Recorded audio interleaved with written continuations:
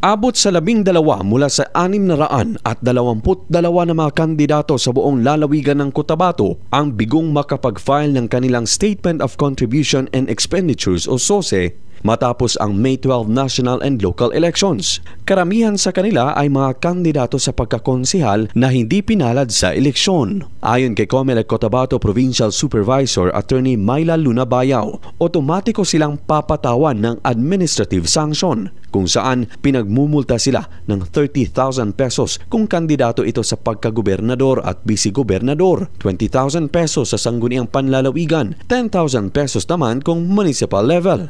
Habang perpetual disqualification naman ang ipapataw sa kandidatong 2 beses nang hindi nakapag-file ng SOSE at doble rin ang kanyang administrative sanction. Dagdag pa ni Attorney Bayaw, posibleng kawalan ng interes ang dahilan sa hindi nila pag-file ng SOSE matapos hindi sila manalo sa eleksyon. Siguro po lack of interest na lang po because non-elected po sila. Personal reason po talaga nila yon. Ngayon po, hindi na po ina-allow yung late filing of SOSE. Noong June 11 po ang deadline.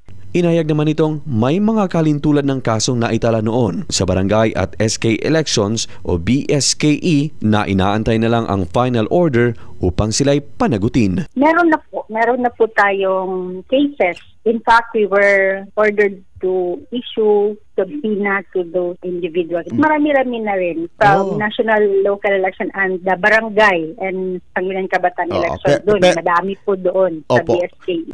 Luigi Alan Totor, NDBC, Bida Balita.